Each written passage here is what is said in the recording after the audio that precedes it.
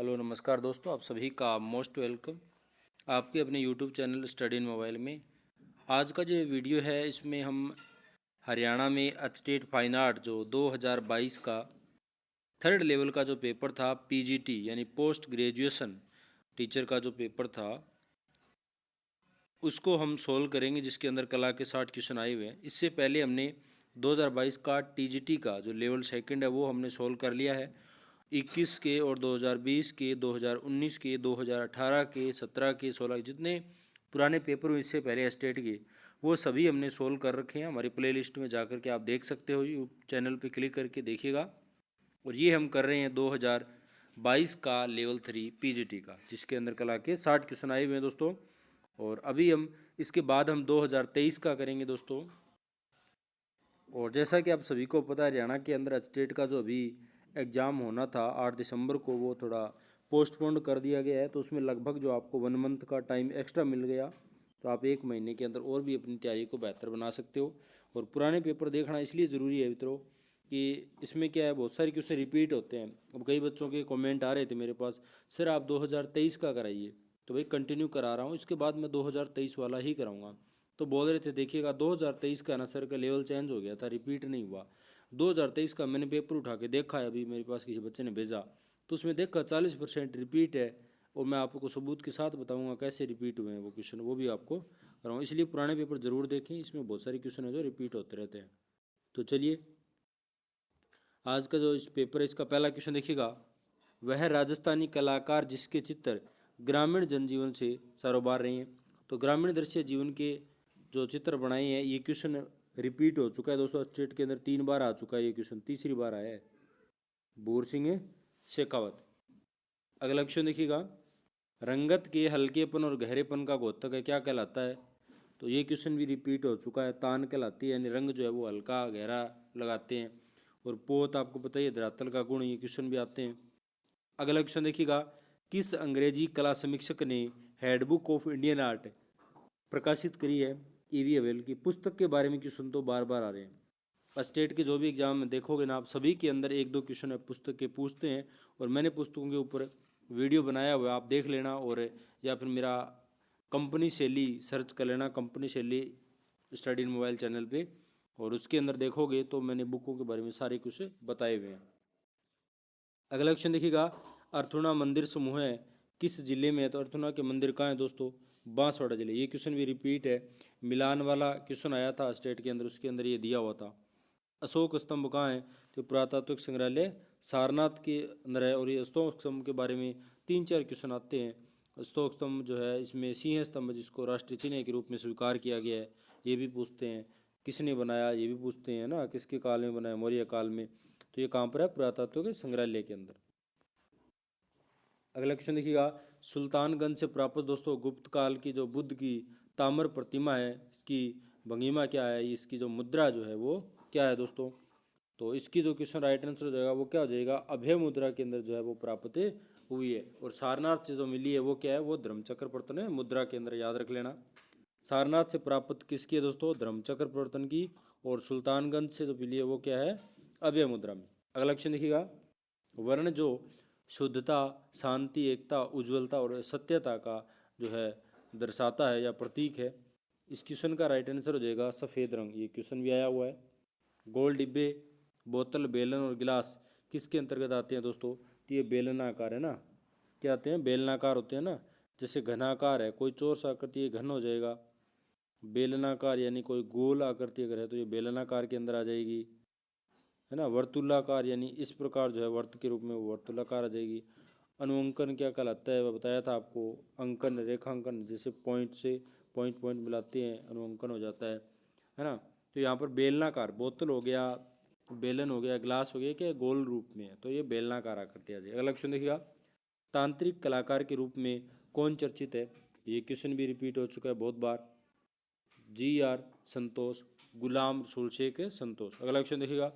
महाभारत के आख्यान उकेरित हुए हैं, ये भी क्वेश्चन रिपीट हुआ है दोस्तों महाबलीपुरम के अंदर। भागीरथी तपस्या जो महाभारत का आख्यान पे उकेरा गया है, उस पर एक बड़े से पत्थर के टुकड़े पे, तो ये क्वेश्चन बहुत बार रिपीट हुआ है। अगला क्वेश्चन देखिएगा। जिसने राजस्थान पर आधारित चित्र श्रृंखला बनाई है, उस क्वेश्चन का नाम बताइए। तो इस क्वेश्चन में राइट आंसर हो जाएगा MF हुसैन। और दोस्तों कहीं ना कहीं हमको SS रज्जा भी देखने को मिलता है। तो ये क्वेश्चन जैसे दोनों में से किसी ने ऑप्शन सही करा है, या तो रज्जा या हुसैन, तो उसको 1 नंबर जरूर मिला था। अगर सूजा या सतीश करा है उसको 0 नंबर यहाँ पर मिले थे, क्योंकि ये दोनों ऑप्शन यहाँ पर राइट हो जाते हैं। राजस्थान पर SS रज्जा ने भी बनाए हैं और MF हुसैन के द्वारा भी बनाए गए। MF हुसैन का पूरा नाम दोस्तों मकबूल फिदा हुसैन, याद रखिएगा। अगला क्वेश्चन देखिएगा, राजस्थान का कलाकार जो भैंसों पर बनाए रेखांकन चित्र श्रृंखला के कारण प्रसिद्ध है, तो भैंसों के चित्रकार के रूप में किसे जाना जाता है? PNA चोयल को, यानी परमानंद चोयल को। अगला क्वेश्चन, जोगीमारा गुफा कहाँ है दोस्तों? तो जोगीमारा कहाँ है? मध्य प्रदेश के अंदर। ये रिपीट है भाई दोनों क्वेश्चन। एलोरा में कुल कितनी गुफाएं हैं? 34 गुफाएं हैं। ये क्वेश्चन भी हो गया आपका। शेषशाही विष्णु एवं उभारदार शिल्प, ये क्वेश्चन रिपीट हो चुका है। विष्णु भगवान देवगढ़ दशावतार वाला गुप्तकालीन मंदिर, जो विष्णु भगवान है वो शेष नाग का ऊपर से ऐसे फन ताने हुए हैं और उसके नीचे लेटे हुए हैं, तो वो कहाँ का है? देवगढ़ का। अमरावती स्तूप को प्रकाश में लाने का श्रेय किसे जाता है? तो कर्नल मैकेंजी। ये क्वेश्चन भी रिपीट हुआ है, ऐसे कैसा? उस स्कूल का नाम बताइए जिसके कलाकार एंग्लो इंडियन स्टाइल में चित्रण करते थे। तो ये जो है क्वेश्चन रिपीट नहीं हुआ, ये पटना स्कूल का। पटना स्कूल के क्वेश्चन आए हुए हैं, बट ये नहीं आया था एंग्लो इंडियन, ये इंग्लिश का हो गया, तो यानी अंग्रेजी नाम है। एंग्लो इंडियन स्टाइल आप देख सकते हो, तो अंग्रेज़ों का नाम है। तो ये पटना कंपनी से ली थी, ये भी क्या थी? अंग्रेज़ों की थी। तो आप इस प्रकार यहाँ पर मिलान करके इजी क्वेश्चन था कर सकते हैं आप। अगला क्वेश्चन देखिएगा, वह कलाकार जो पश्चिमी कलाकार वानगो व माने से प्रभावित थे। तो इस क्वेश्चन का राइट आंसर कौन सा हो जाएगा? यामिनी राय।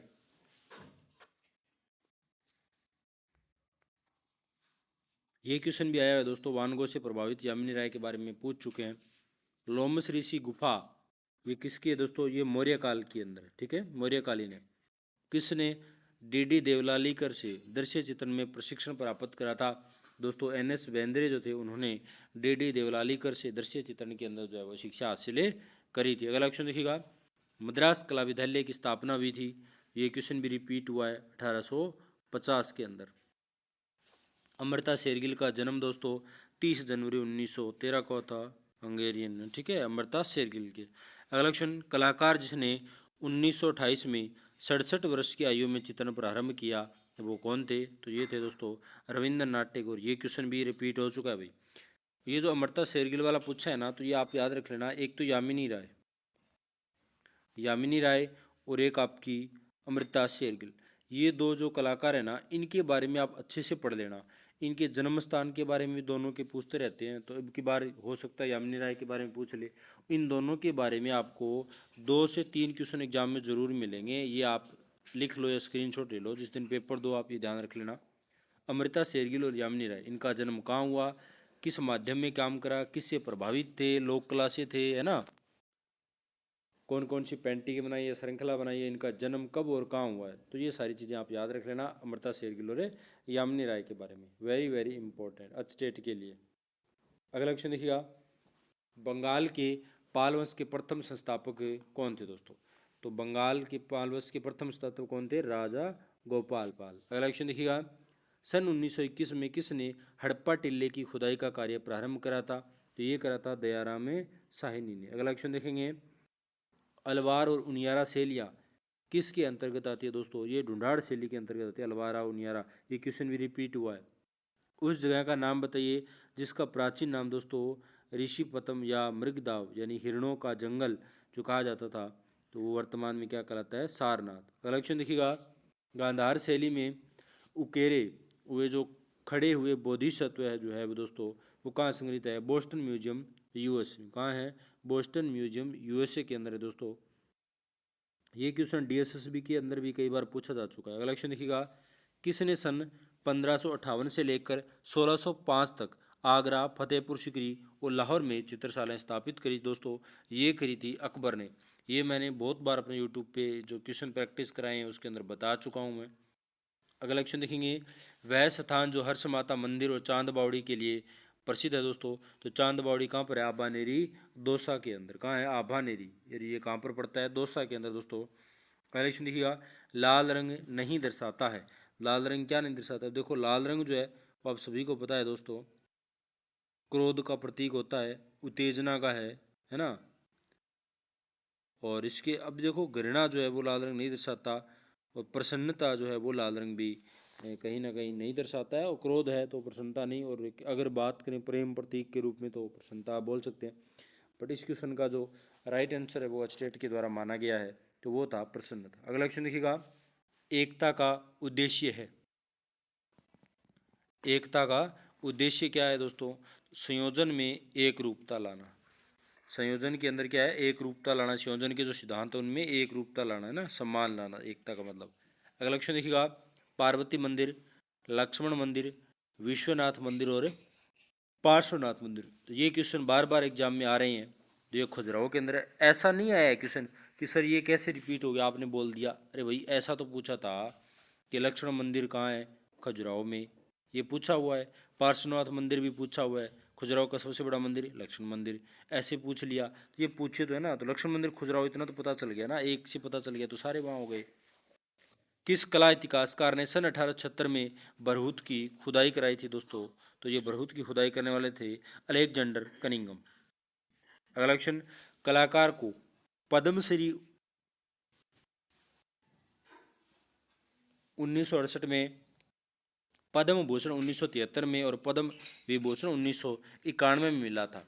दोस्तों एम.एफ. हुसैन जो ऐसे कलाकार है जिनको तीनों जो है वो राष्ट्रीय सम्मान मिले हुए, तीनों जो पद्म भूषण है वो इनको प्राप्त हुए। अगला क्वेश्चन देखिएगा, पंजाब में शांति घोषित ये चित्र बनाया था दोस्तों, किसने बनाया था? गगनेंद्र नाथ टैगोर के द्वारा, जो भारतीय गणवादी कलाकार है। अगला क्वेश्चन देखिएगा, जहाँ केवल श्वेत और श्याम वर्ण का प्रयोग होता है, यानी ये क्वेश्चन भी रिपीट हो चुका है, बहुत बार रिपीट हुआ है ये, तो ये वर्ण शून्यता कहलाता है। अगला क्वेश्चन देखिएगा, महावंश के अनुसार अशोक ने समस्त भारतवर्ष में कितने स्तूपों का निर्माण करवाया था? तो ये सभी को पता होना चाहिए, लगभग 84,000 स्तूपों के बारे में बताया जाता है। अगला क्वेश्चन, विदेशी विद्वानों ने इसे ग्रीक को बुद्धिस्ट और इंडो ग्रीक के नाम से पुकारा है, तो ये आपकी आंसर हो जाएगी गांधार से। लिए ये क्वेश्चन भी रिपीट हो चुका है।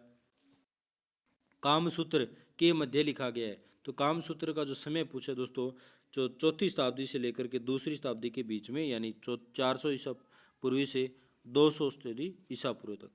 मोहनजोदड़ो से प्राप्त नर्तकी जो है वो किस धातु से बनी हुई है? कांस्य धातु की। ये क्वेश्चन भी रिपीट हुआ है दोस्तों।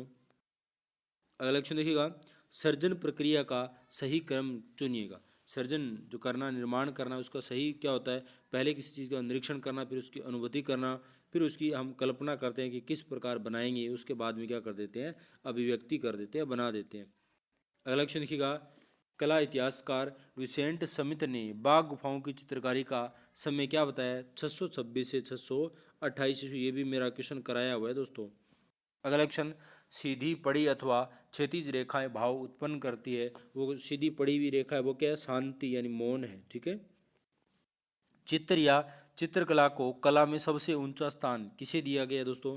किस में दिया गया है? विष्णु धर्मोत्तर पुराण के अंदर चित्रकला को सबसे ऊंचा स्थान है दिया गया। अगला क्वेश्चन देखिएगा, सेवक राम, शिवलाल, फकीर चंद, उल्लासलाल, ये कलाकार, ये क्वेश्चन भी रिपीट हुआ है दोस्तों, ये कंपनी शैली के कलाकार हैं। किसके हैं? कंपनी शैली के कलाकार हैं। अगला क्वेश्चन देखेंगे, एलिफेंटा से प्राप्त जो हाथी है वर्तमान में कहाँ रखा गया है? तो ये विक्टोरिया गार्डन संग्रहालय मुंबई के अंदर रखा गया है। इसी के कारण इसका नाम एलिफेंटा पड़ा था।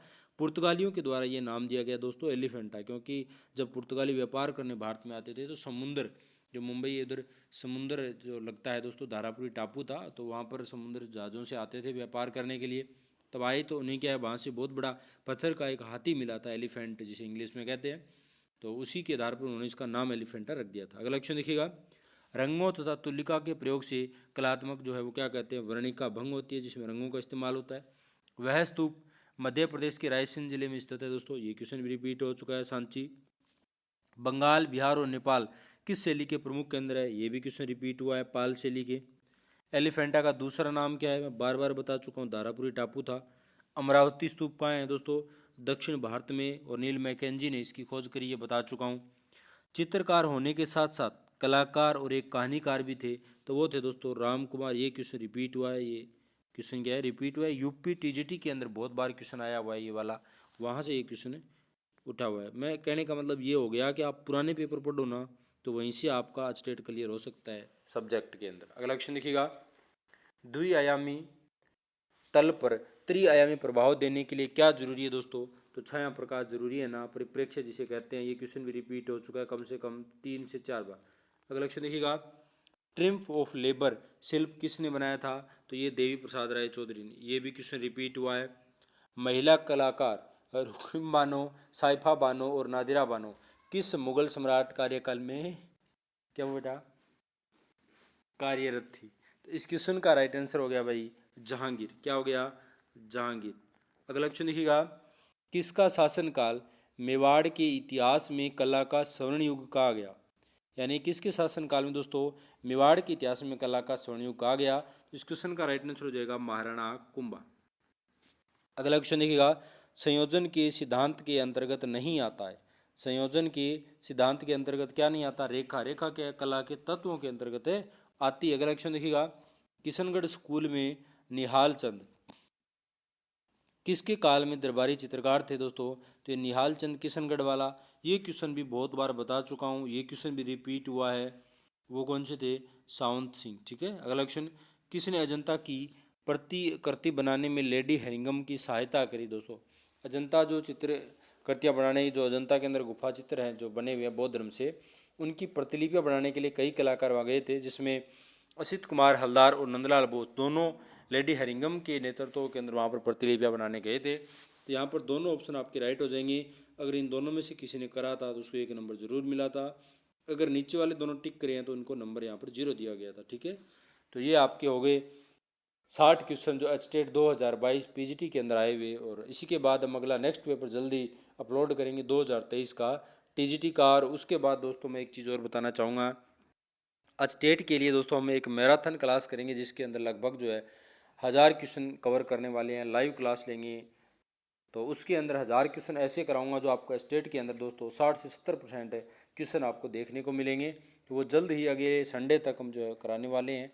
और आप सभी हमारे चैनल के जो मैराथन क्लास के साथ जुड़ना चाहते हैं तो उस चैनल को सब्सक्राइब कर लीजिएगा और बेल का आइकन ज़रूर दबा लें, क्योंकि जब भी कोई वीडियो डालते हैं तो आपके पास नोटिफिकेशन मिल जाएगा, आपको पता चल जाएगा कि हमारे यूट्यूब पर नया वीडियो आ चुका है और आप उसका फ़ायदा उठा पाएँ।